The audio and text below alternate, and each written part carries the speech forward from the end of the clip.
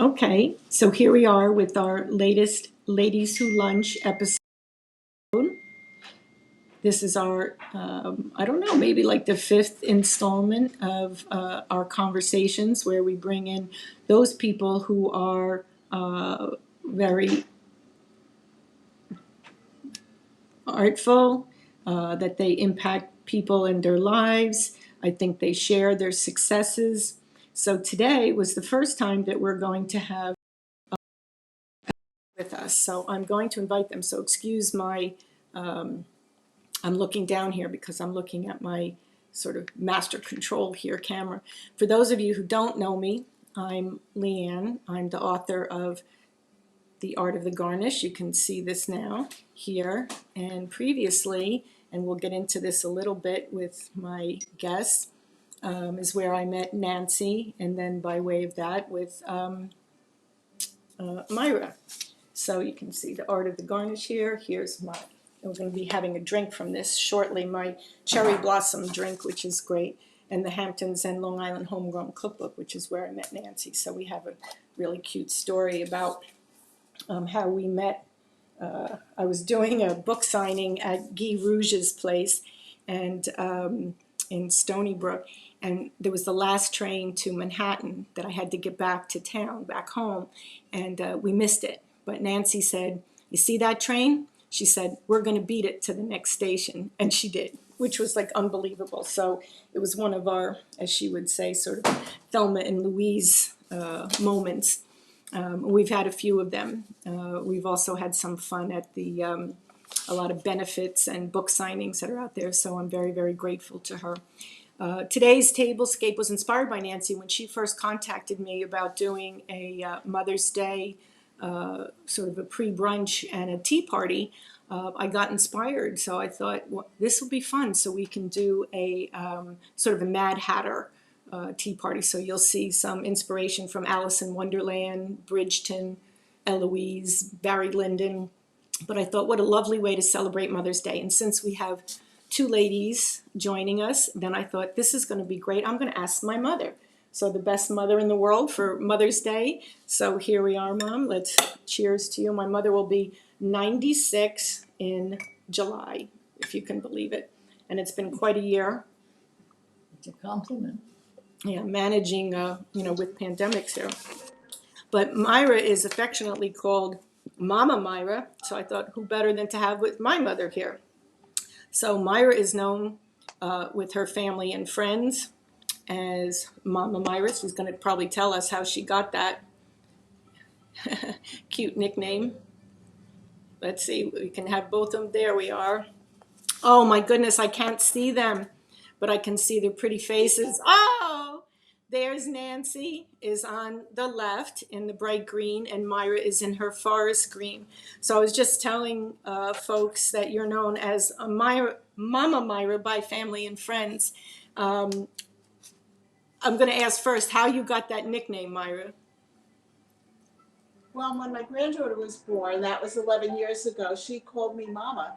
And then everybody started calling me Mama because I don't know why. And I think I'm very motherly. I've reached that stage in my life where whoever I meet, especially young women that I think I can help, I want to help them. So I'm kind of a pseudo mom to a lot of ladies. I'd love that. I'd love that. So I'm going to introduce a little bit of background. I just started talking about you, but Myra has the BS in home economics from SUNY. And I love that. You know, I was saying to my mother, remember when people took home economics and civics classes? So like this is terrific. I think we should advocate that everyone go back to having home economics. But you continued your education and then you got a master's degree from NYU. So I know I have a little finance degree from there, but NYU is quite challenging, so kudos to you. And then upon your divorce, you returned from living in England, so that must have been interesting. You resumed your career as a teacher in Hop Hog, and then followed by teaching in Central Islip. But then Elegant Eating, you started up with your partner, Neil, and now you've been doing it for over 3 decades. And your clients span from Manhattan to Montauk. And this year, the Smithtown Historical Society is honoring Mama Myra for your support, and you're going to be receiving this Rockwell Award that we'll talk about in a minute. And then Nancy, on my left side, I get your left side. That's a beautiful screen behind you, actually, I want to say, was first in technology, and then being a full-time mother, she had to care, obviously, for her 3 daughters. And then when her youngest entered middle school, she wanted to enter the full-time career working world, and she did it with food writing, volunteer work. She's a great community advocate, really gives back. She really has worked with the Stony Brook University Nutrition Department and the Smithtown Children's Foundation. And she creates recipes. She's been a contestant, food. She's cooked with Chef Guy Rouge, Tom Shadell. I was telling them about one of our Thelma and Louise stories about you racing to beat the train there, which was hilarious. But you're a catalyst for the local farmers market and as a cooking demonstrator. And I'm going to put up both of your social medias in a few minutes. But you were honored with an Inspirational Community Leader Award by the Smithtown Children's Foundation. And it's just, to me, it's incredible that women give back so much. So, when I first started doing these Ladies Who Lunch, I had the idea even before the pandemic, but it sort of came into being a little bit more pronounced at that time because, when we're out and we're being with each other, ideas have agencies. We give support to one another. We help one another. And I think when we didn't have that as much, this was a way to be able to network. And in fact, this Ladies Who Lunch is also a fundraiser. So you'll see it on the page there. So this is the cookbook that, Bill, zoom in on it here, that Neil and Myra have. And you can purchase this, and then the funds help go to the Smithtown Children's Foundation. So first I want to raise a glass so we can cheers to both of you and all of your great community work and to Mother's Day. So tell us a little bit about the foundation and how this is going to help. Well, the Smithtown Children's Foundation is a grassroots organization put together by a couple of moms at a bus stop. And now, literally, at a bus stop, talking about one's in the community and trying to do something to make the family's load a little lighter. And fast forward 12 years, and now it's all of Smithtown participates in it. We have representation from all of the little towns within the town of Smithtown, as well as now we have a Hop Hog chapter. The folks in Hop Hog are actually doing what we do here there. And we have about 4 different sub-chapters that do things like awareness for suicide, anxiety, depression. We have another one that does like a Make-A-Wish kind of thing for children. Oh, that's and another, wonderful. That's wonderful. Yeah, another one that actually does Christmas at Stony Brook University Hospital. So we've come a long way, and we've put back almost $1 million back into the community with fundraising. But we also do scholarships for the kids, but we're mostly here for those who are in financial or emotional crisis and just need a little weight off their plates. We're a local arm of support. So this is what I say about the women, great women like yourselves who are artful, very talented, and that also carve out the time to be able to give back to your communities. Now, my mother was also a very big volunteer, besides being a nurse and taking care of a family, and it was always a challenge, but I think we need those links to our community to build stronger communities. I know both of you are very big supporters, locavores, supporters of your local farmers market, the growers and the makers. So first I want to acknowledge that with our Ladies Who Lunch, our little forks that we have. I give these to all my very special guests. So it's a way of talking about the food and the drink. And food is love, and the ingredients are critical. So I'm going to shake up a little drink. This is my cherry blossom drink. You can see the cherry blossoms behind me. And I made a very pretty cotton candy. It's going to be my garnish along with the cherry blossom here. I know Nancy has all my books there behind me, and I really appreciate that, from Art of the Garnish to Homegrown Long Island Cookbook to Savoring Gotham. I really appreciate that. But I wanted first Myra to be able to share with us how you got started in the catering, being a mama, and then sharing your love of food. Is that sort of connected in some way? I started catering kind of through the back door. I never intended to be a caterer, but I did a party for my daughter that I hired a caterer. And after the event, he asked me to work for him.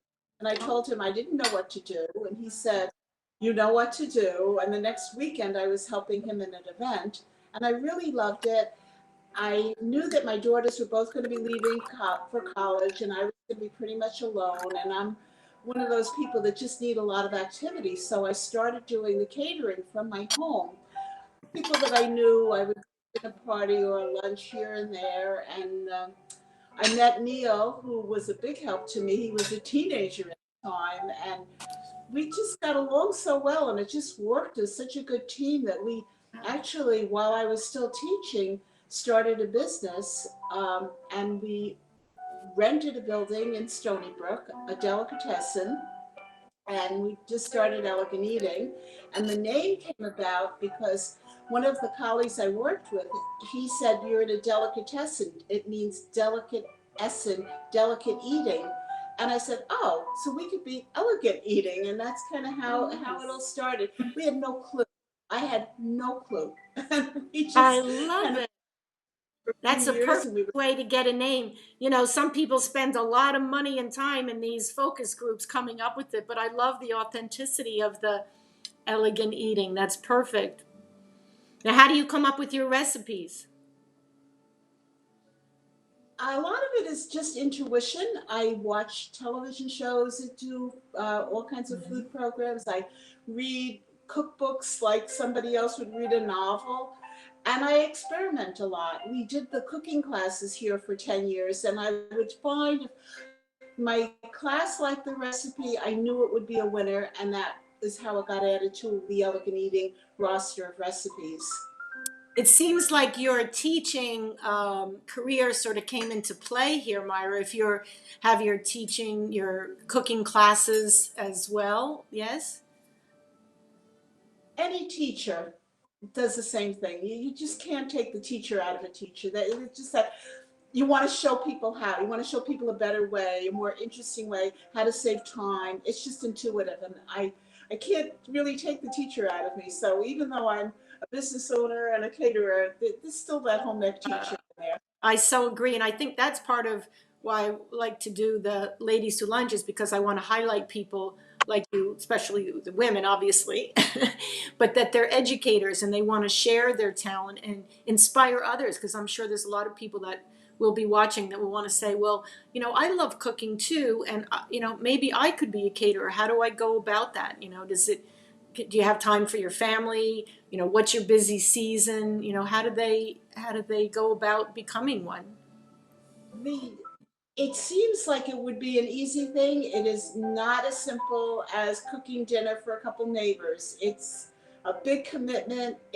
I would not have been able to do it while my children were growing up or in high school. Mm. I really started this when they were totally out of the house, so I had the time. It's I a see. very business, and it's very seasonal.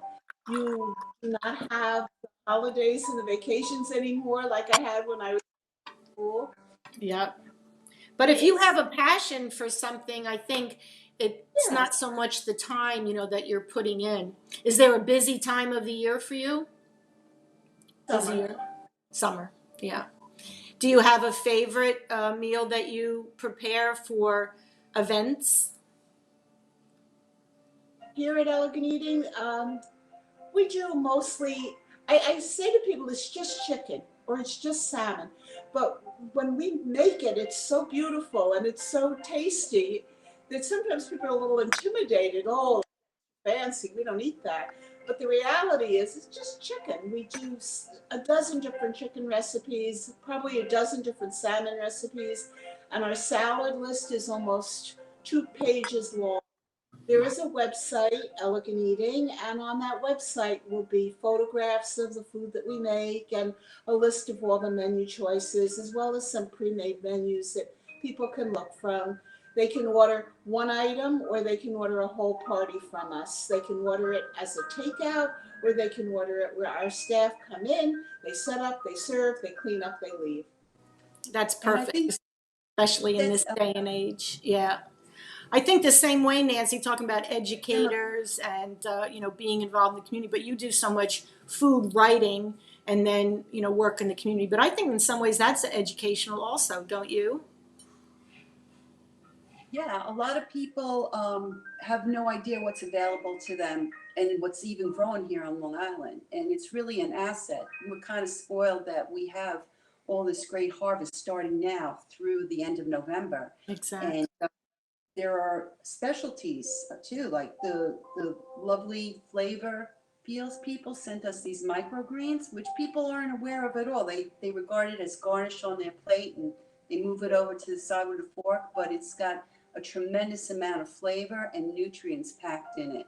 So when I write something or take a picture of something, I always try to include something that might not be familiar, just so people get some kind of awareness of what's available to them. And I think it's important to also explore that with our kids, like make them aware of it, stay away from package and process things and really look to what people are growing here. Yeah, I mean, Long Island is one of the things I put in the Long Island Homegrown Cookbook and continue to write about.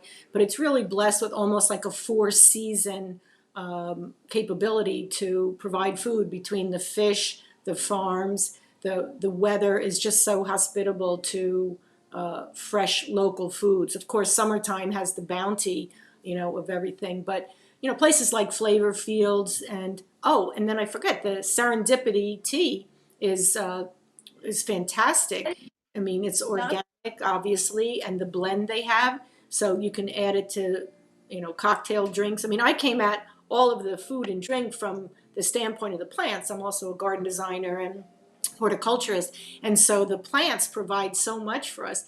And I think when people are trying to get healthier, they're trying to eat more of these plant-based food groups. But when you can see some of the exotic local and native things that we have, it's really fun. I think you eat with the seasons and you can drink with the seasons.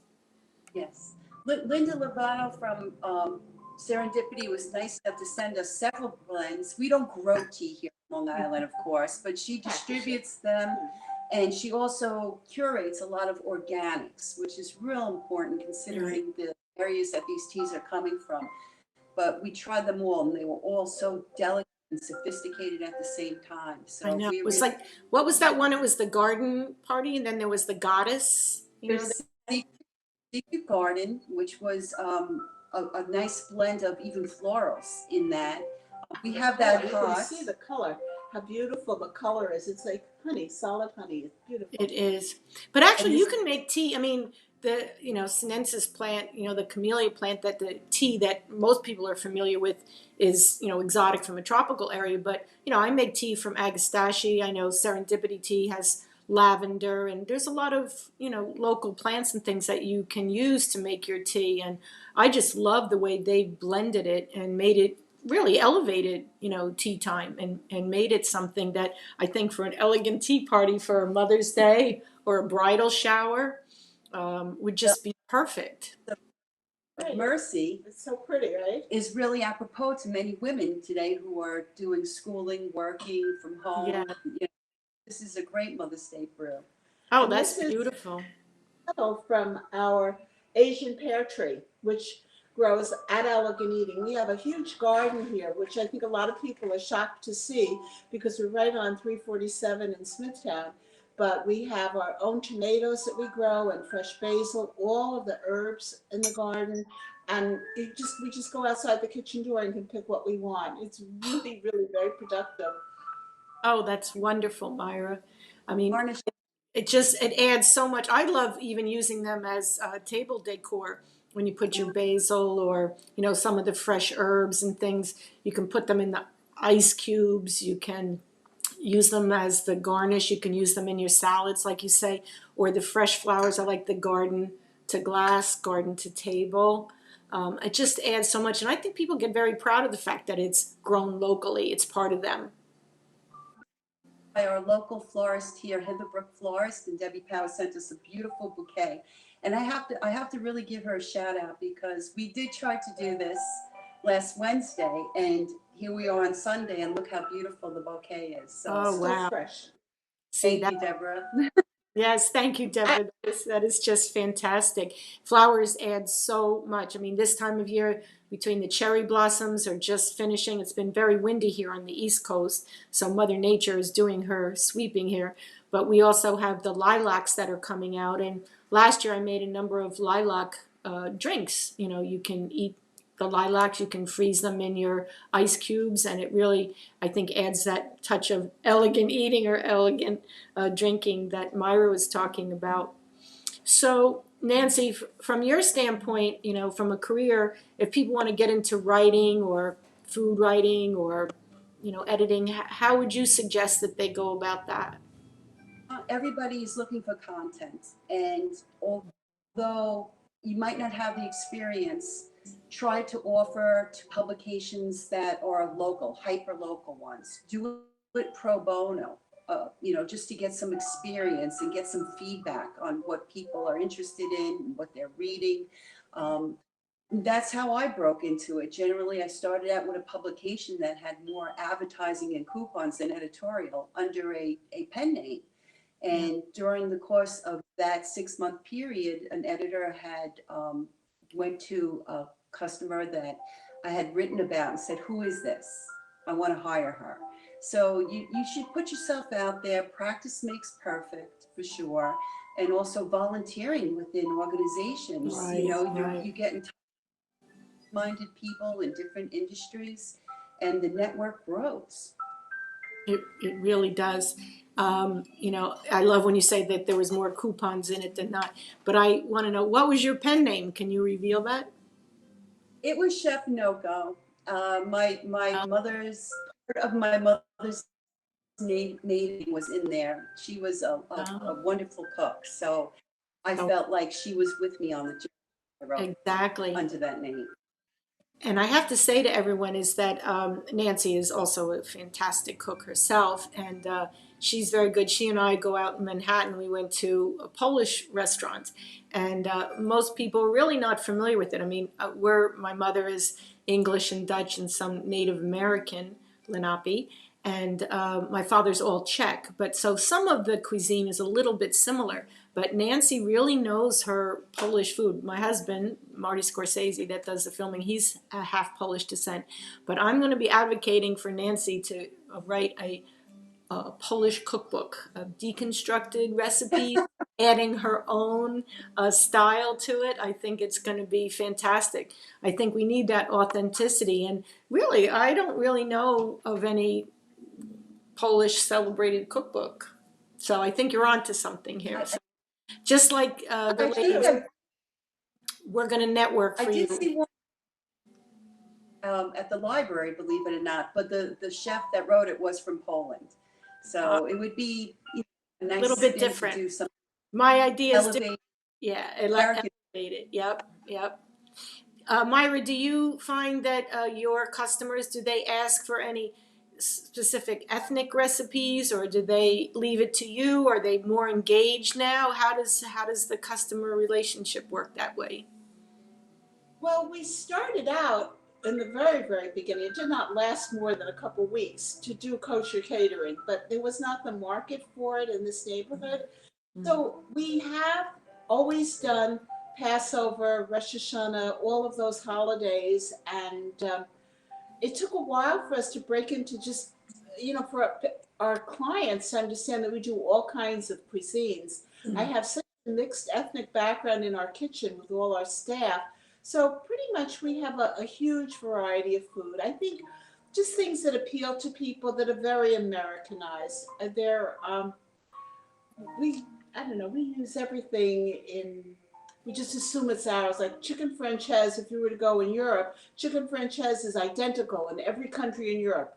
But in the United States, chicken franchise, oh, it's going to have some mandarin oranges in it. Capers. You know, we kind of take liberties with what we call food. And I think that our cooking here at Elegant Eating is just healthy, delicious, fresh. We use really good quality products, so it's going to taste good. And when you start out with a good quality piece of chicken, it's going to taste better than some of the other chickens that are available on the market. I want to, that's all. They always make it look beautiful too. I say it tastes as good as it looks. And you could see Myra did the little carrot cake bites over there, and the recipe happens to be in the Smithtown cookbook there that we're selling. Oh, I see. Mom, you're gonna have to see after. So fantastic that they got the carrot cake. That's my favorite. I'm gonna make that from your cookbook, Myra. It's beautiful. But one of my upcoming books is called The Eyes Eat First. And I think, that's from a French or Italian expression, but that is what happens. You actually start to salivate when you see something presented in a beautiful way. So it is the presentation is so much, whether it's your drink, whether it's your tablescape, whether it's your food presentation. Sometimes people say, well, I don't want to do fancy. I don't want to go crazy. It's like, but you're cooking, whether at home for your family or friends or, catering for someone. Of course you want it to be the best. So it does take some time, but for people who care about their food, what they're eating, and the presentation, that makes all the difference in the world. Myra, do you find that you create new recipes all the time, or do you have tried and true favorites that people ask for, like your classic signature recipes? It's a combination of both. Sometimes something doesn't happen the way you want it to, and you have to fix it, and you wind up getting a recipe. Or I might have an ingredient in the kitchen, and we have so much of it, and we have to use it, and I'll say, well, try this instead of that, and it's delicious, and that's kind of how a lot of our recipes are created. Or taking that same recipe but making different things out of it.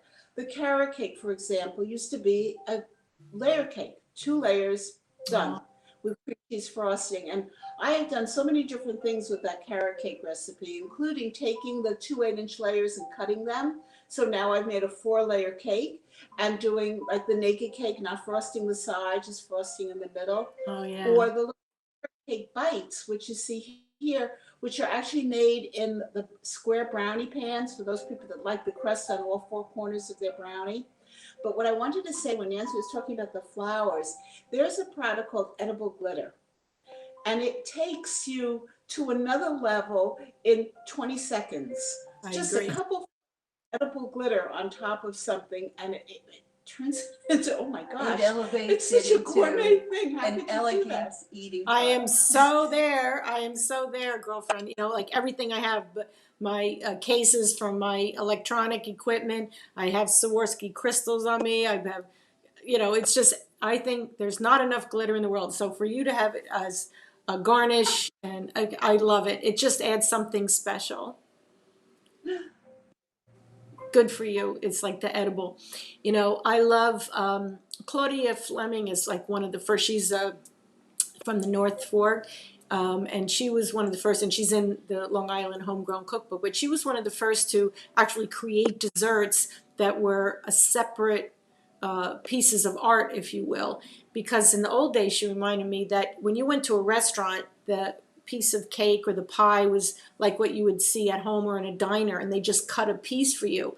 But then she created these special desserts where each plating was individual, and I think that's given rise to the expectation, that desserts are really a spectacular ending to the meal. Or sometimes people want to have that first.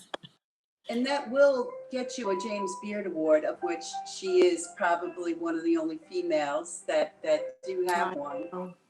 I know. She was just on, I'll put in a plug here, a member of Slow Food East End. So those of you who are not, I encourage you to join. And during the coronavirus pandemic, they've been having Zoom meetings where you can, they have the chef or the cook or the, mixologist on, and then you participate, and they send you the menu before and you get some treats. So it's really a very proactive group to belong to. So, go for it. Thinking on this evening, Colin Ambrose doing Cinco de Mayo, and I'm going to be learning to make duck tamales Oh, and ginger margaritas. So I'm looking forward to that tonight. where are you getting the duck from, Nancy? I'm just going to watch Colin do it through the slow food program tonight. I have the Yes, recipe, yes, of course. and then Cinco de Mayo comes around, I'm all set to go. So Okay. it So should I be a didn't lot know of if it was Corwin Farms, the ducks. I mean, Long Island was so known for its duck. I mean, it was on every white tablecloth, in every restaurant around the world. So that's another whole story that's in the book. Do you make a lot of duck dishes, Myra? Do people ask for it? Popular choice at the moment. It's one of my favorite things to make, but it's a hard sell. When you do foods for events, you have to pick very neutral food so that all the guests are going to enjoy it. Yes. And duck has a very unique audience, but we do make the little mini duck tacos. And that's fun because it's just a little taste of it. They're adorable. They're petite. Yeah. One little bite, four little bites, but they're a nice way to use the duck. I love it. I hope people get back to it because I do love duck. It is just absolutely terrific. People have to explore. We have a monoculture in horticulture and planting. We also seemingly have a monoculture when it comes to food, and yet we have such a variety. And that's local foods. I mean, that is why people traveled, is because they wanted to experience the food and drink of a certain region. The terroir offered something different and unique. So we don't want to have all that sameness that goes on. And Long Island is blessed to be able to have so much of a variety of excellent food ingredients to be able to share. So we're almost running out of time. So I'm going to do a quick lightning round and then ask you to repeat about the contribution that we have, the donation page for the children. So I'm going to ask my mother, do you have a favorite Mother's Day memory or gift or time? Well, it's kind of hard to say because when you're my age and you have the 4 children, it's always wonderful Mother's Day, especially when they're small and they make them themselves and bring them. That's wonderful, and things you can save right through the ages. Oh, that's good. So she still has them. Love you. It's funny, we talk about the lilacs before and doing the drinks and whatever, but I remember when I worked at Brooklyn Botanic Garden, they have such an excellent collection of lilacs there. But of all of our senses, fragrance is the one that triggers our memory the most. So when I brought my mother the lilacs today from our just blooming lilac bushes, most people, they think of mothers when they think of lilacs. Oh, I do. Right? My mother had the most beautiful bushes of lilacs that we were allowed to cut and take to school to our teachers. Good. Because the more you cut it, the better it is. So Nancy and Myra separately, but do you have, a favorite Mother's Day memory? Well, all of them are good. Whenever you can share that with your children, and also watching your children grow into adults has been extraordinary. But today I wore my macaroni necklace that my daughter Samantha gave me about 20 years ago. Oh my goodness. And I brought early on the plate that my daughter Nicole had made in 2005. And I mentioned to you this before. Back then, she drew herself taller than me, so she could see in the future because she is taller than me now. My oldest daughter, probably right now, she wins. Brittany gave me 2 beautiful grandchildren, Christopher and Ashton. So those they are so adorable. I love watching them on Facebook. So all of you can follow, but that's Nancy separately from her business one.